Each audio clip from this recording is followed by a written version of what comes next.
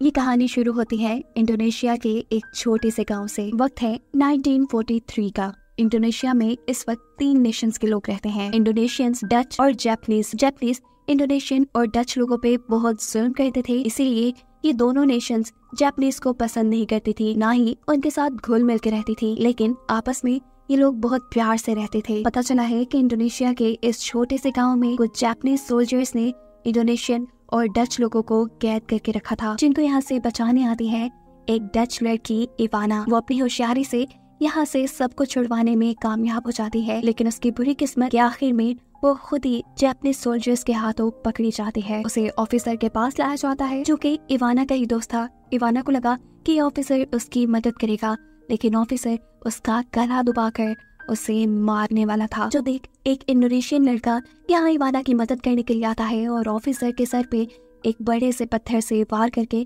उसे बचाकर यहाँ से ले जाने लगता है। ये लड़का भी इवाना का ही दोस्त था और जापानीज सोल्जर की कैद में था, अभी इवाना की वजह से ही छूटा था। ये दोनों यहाँ से भाग रहे थे कि पीछे से वो सोल्जर उठकर इन दोनों की तरफ एक गोली चला देता है और ये सीन यहीं से कट होकर 1993 का वक्त दिखाया जाता है। एक बस के अंदर हम एम्बर नामी एक लड़की और उसके भाई को देखते हैं। पता चला है कि उसके पेरेंट्स की एक कार एक्सीडेंट में मौत हो गई है और उसी एक्सीडेंट की वजह से वो भी अब ठीक तरह से देख नहीं पाती, उसे सब कुछ धुंधला दिखाई देता है। इसीलिए एम्बर का भाई हमेशा उसका ख्याल रखने के लिए, उसको गाइड करने के लिए उसके साथ रहता है। कुछ ही देर में एम्बर अपनी मंजिल पे पहुंच जाती है। ये उसके दोस्त एगस का घर था, जिसे देखने पे पता चलता है कि ये तो वही बिल्डिंग है जहां आज से कई साल पहले जापानीज लोगों ने इंडोनेशियन लोगों को कैद करके रखा था। एगस एम्बर और उसके भाई को घर के अंदर ले जाता है, अपनी फैमिली से मिल पाता है, जो सभी एम्बर और उसके भाई से मिलकर बहुत खुश थे। कुछ ही देर बाद एम्बर का भाई एगस के ग्रैंडपा के साथ गेम खेलने लग जाता है और खेलते खेलते उनकी डिस्क यहाँ करीब ही एक छोटे से घर की खिड़की के अंदर गिर जाती है। ये लोग उसे लेने के लिए उस घर में जाते हैं। एम्बर भी वहाँ जाती है। घर बहुत पुराना था। जब एम्बर आगे जा रही थी तो अचानक ही फ्लोर की लकड़ियाँ टूट जाती हैं और एम्बर बेसमेंट में जाकर गिरती है। उसकी मदद करने को फौरन उसके भाई और उसका दूसरा साथी यहाँ आते हैं और उन्हें ये जगह काफी इंटरेस्टिंग लगती है। इधर से ही उन्हें एक अजीब सा बॉक्स मिलता है, जिसे लेकर वो अपने घर आ जाते हैं। उन्होंने एक स्टैचू भी देखा था जिसका सर नहीं था। घर आने पर जब ये बॉक्स खोलते हैं तो उसके अंदर से उन्हें सबसे पहले डायरी मिलती है, जो इवाना की डायरी थी, यानी उसी लड़की की जिसे हमने मूवी के पहले सीन में देखा था। डायरी में लिखा था कि इवाना के पेरेंट्स किसी न किसी हादसे में मारे गए थे। वो घर भी इवाना का था और ये बॉक्स भी। बॉक्स के अंदर जो इन्हें कैसेट मिली, जब ये लोग उसे चला के देखते हैं तो उसमें एक बहुत ही अच्छा सॉन्ग था। सबको पसंद आया और सभी डांस करने लगे। डांस करते करते अचानक ही घर की लाइट चली गई और कुछ करने को था नहीं, तो ये लोग सोने के लिए चले जाते हैं अपने घर पे बहुत सी कैंडल्स जलाकर। यहाँ हम नोटिस करते हैं कि अचानक रात में उनके घर का मेन डोर खुल जाता है। एगस जो एम्बर का दोस्त है और इस घर का ओनर है, वो बाहर चेक करने जाता है, लेकिन बाहर कोई भी नहीं था। सब सोने के लिए लेट चुके थे। इस घर के हर कमरे में रेडियो टेलीकॉम्स लगाए गए थे ताकि हर कोई एक दूसरे से कांटेक्ट कर पाए। एम्बर को अपने रूम के रेडियो टेलीकॉम के अंदर किसी की आवाज आती है, ऐसी जैसे वो उसे उसके रूम से बाहर बुला रही हो। एम्बर आवाज सुन के बाहर आ जाती है और बाहर आने पे एम्बर को सब कुछ ऐसा नजर आ रहा था जैसे उसकी नजर खराब ही ना हो। यहाँ उसके सामने जैसे एक फिल्म चलने लगी थी।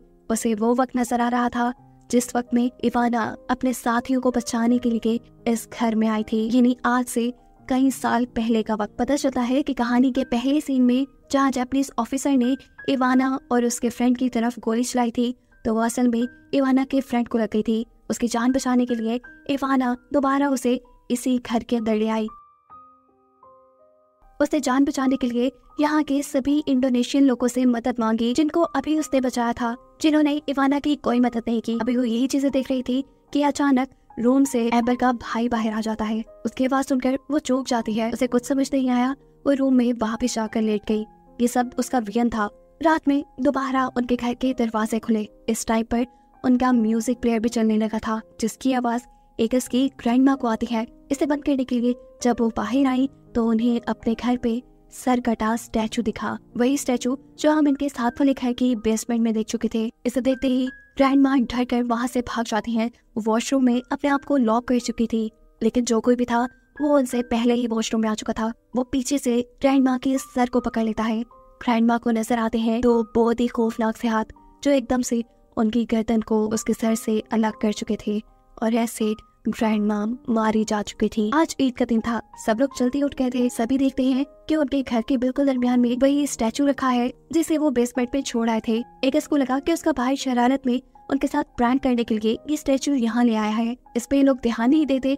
मेanwhile दूसरी तरफ एम्बर अपने साथ रात को होने वाले सारे वाक़ये के बारे में एगस के ग्रैंडपा को बताती है, जिन्हें उसकी बातों पे यकीन ही नहीं आ रहा था। खैर, अब ये लोग नाश्ता शुरू करते हैं और उससे पहले एक पिक्चर बनाने का डिसाइड करते हैं। इन्हें फील होता है कि उनकी यहाँ पे ग्रैंडमा है ही नहीं। सब उन्हें ढूंढने लग गए। उन्हें ढूंढते ढूंढते एम्बर एक बाथरूम के पास आ गई। उसे सब धुंधला नजर आ रहा था। उसने महसूस किया कि ग्रैंडमा के सर को उसकी बॉडी से अलग करके बहुत ही बुरे तरीके से मारा गया था। ये सब महसूस करके वो डर गई। उसे जोर से चीख मारी। उसकी आवाज से सब यहाँ आते हैं और ग्रैंडमा की ऐसी हालत देखकर बहुत ज्यादा डर जाती हैं। ये काम कौन कर सकता था? केस को सॉल्व करने के लिए वो पुलिस को बुलाते हैं, लेकिन पुलिस भी बॉडी की ऐसी हालत देखकर घबरा चुकी थी। इस टाइम तो बॉडी के ऊपर बहुत से कीड़े भी चढ़े हुए थे। उससे डर कर वापस गाड़ी में बैठ जाते हैं और अपनी फोर्स को बुलाने के लिए कांटेक्ट करते हैं। वो यहाँ से खुद भी जाना चाहते थे, लेकिन बारिश की वजह से कुछ भी नहीं कर पा रहे थे। देखते ही देखते रात हो गई और आधी रात में दोबारा एम्बर को म्यूजिक चलने की आवाज आई। जैसे ही वो म्यूजिक प्लेयर के पास आती है तो इस वक्त दोबारा उसे सब क्लियर नजर आने लग जाता है और इवाना की कहानी एक मर्तबा फिर कंटिन्यू होती है। दिखाया जाता है कि इवाना जिन इंडोनेशियन लोगों को यहाँ बचाने आई थी, वही इंडोनेशियन लोग इवाना को इस लड़के से अलहदा कर देते हैं। वो तो उनसे मदद मांग रही थी, लेकिन यहाँ उल्टा इंडोनेशियन लोग ही उसे जोर जोर से मारते हैं। आज इवाना के साथ जो कुछ भी हो रहा था यहाँ प्रेजेंट में एम्बर के साथ घर के सभी लोग देख पा रहे थे। इवाना की दर्द भरी आवाजें और लोगों का ये मारना सब सुन पा रहे थे। सिर्फ यही नहीं, दीवार पे आए शेडो में उन्हें ये सब नजर भी आ रहा था। ये मारने वाले इंडोनेशियन लोग अब इवाना को जापानीज सोल्जर्स के हवाले कर देते हैं। उन्होंने अपने ही हमदर्द के साथ धोखा किया था। जापानीज सोल्जर भी यहाँ इवाना को खूब टॉर्चर करते हैं, अपनी गन से मारते हैं और गुस्से में इवाना सभी लोगों को कहती है, देखना मेरा हिसाब यही पूरा नहीं होगा। मैं अपने खून के एक एक कतरे का बदला लेने के लिए वापस जरूर आऊंगी और हर इंडोनेशियन और डच लोगों को मारकर अपने खून की प्यास बुझाऊंगी। ये बातें सुनकर जापानीज सोल्जर को गुस्सा आ जाता है और वो अब इवाना के ऊपर ऐसा बुरा हमला करता है कि उसका सर बॉडी से अलग हो गया। शैडो देखने वाले एम्बर और यहाँ सारे लोग ये देखकर डर गए। इन्होंने देखा कि जापानीज सोल्जर ने इवाना का सर उठाकर बाहर कुएं में फेंक दिया था, जबकि इवाना का जख्मी बॉयफ्रेंड इवाना की बॉडी को जैसे तैसे उठाते हुए यहाँ साथ वाले छोटे से बने घर की बेसमेंट पे ले गया। इवाना की लाश को छुपाने के लिए उसने बहुत सी मिट्टी इवाना के ऊपर लगा दी ताकि सबको लगे कि ये एक स्टैचू है। उसके बाद कपड़ा ढक के वो यहाँ से बाहर निकल आया। वो जापानीज सोल्जर से अपनी दोस्त इवाना का बदला लेना चाहता था, लेकिन वो जख्मी था, ज्यादा कुछ नहीं कर पाया। जापानीज सोल्जर्स ने उसे ही मार दिया। यहाँ सब लोग जो शेडोज देखने में बिजी थे, इतने में ही दिखाया जाता है कि इवाना की सोल एगस के भाई को साथ वाले घर की बेसमेंट में ले जाकर बुरी तरह उसके सर को उसकी बॉडी से अलग करते हुए मार देती है, ऐसे ही जैसे उसने ग्रैंडमा को मारा था। ये देखकर सब बुरी तरह डर जाती है और आकर पुलिस वाले की वैन में बैठ जाते हैं। ये लोग यहाँ से भागने की कोशिश में थे, लेकिन गाड़ी स्टार्ट ही नहीं होती। उन्हें यहाँ पे इवाना नहीं रोका हुआ था, क्योंकि अब कार की रेडियो पे ये लोग इवाना की आवाज सुन रहे थे। सिर्फ यही नहीं, इवाना अब अपने खून से लथपथ हाथ गाड़ी के चारों तरफ लगा देती है और ये देखकर ये लोग बुरी तरह डर जाते हैं। और अब इवाना एक और बंदे का मर्डर करते हैं। वो एगस की आंट को बिल्कुल उसी तरह मारती है जिस तरह उसने पहले 2 लोगों को मारा, सर को बॉडी से अलग करते हुए। इन सबको अब अपने बहुत करीब नजर आ रही थी। इन्हें पता था कि इवाना अब इन्हें भी मार देगी। अपने आप को बचाने के लिए ये लोग इस सिचुएशन से लड़ने का फैसला करते हैं। ये फैसला करते हैं कि ये इवाना के स्टैचू को जला देंगे और ऐसे शायद इन्हें इवाना की सोल से छुटकारा मिल जाए। अपने प्लान को सर अंजाम देने के लिए ये सब लोग बाहर निकलते हैं। सब लोग इवाना के स्टैचू को उठाकर कुएं के पास तक लेके आते हैं। पुलिस ऑफिसर इवाना के स्टैचू को तोड़ता है और सब मिलकर उसे कुएं के अंदर फेंक देते हैं। लेकिन इतने में ही इवाना की सोल यहाँ पर एम्बर और एम्बर के भाई दोनों को ही गले से पकड़कर हवा में लटका देती है। इन दोनों को बचाने के लिए उनके साथी ने इवाना की सोल के ऊपर पीछे से एक हथौड़े से वार किया, जिसकी वजह से इवाना की सोल के हाथ से ये दोनों ही छूटकर कुएं में गिर गए। यहाँ ऊपर से पुलिस वाला इनके पास एक लाइटर फेंकता है ताकि ये लोग इवाना की बॉडी को जला सके। इवाना, जिसे नजर बहुत कम आता था, वो बहुत ही मुश्किल से यहाँ पे लाइटर ढूंढ पाती है और जैसे ही उसे लाइटर मिल जाता है, इससे पहले कि वो इवाना की बॉडी को जला पाती, यहाँ कुएं के अंदर भी इवाना की सोल आकर उसके गले को पकड़ लेते हैं। यानी वो भी अब एम्बर का गला तोड़कर उसे मारने वाली थी। पर वक्त रहते ही यहाँ ये लाइटर एम्बर का भाई पकड़ लेता है और वो यहाँ पे इवाना की लाश को आग लगा देता है। दिखाया गया कि इवाना की सोल जल गई, शायद वो आजाद हो गई थी और फाइनली इन दोनों की जान उससे बच गई थी। इनकी जान बच गई थी, लेकिन ये लोग ज्यादा देर यहाँ नहीं रह सकते थे।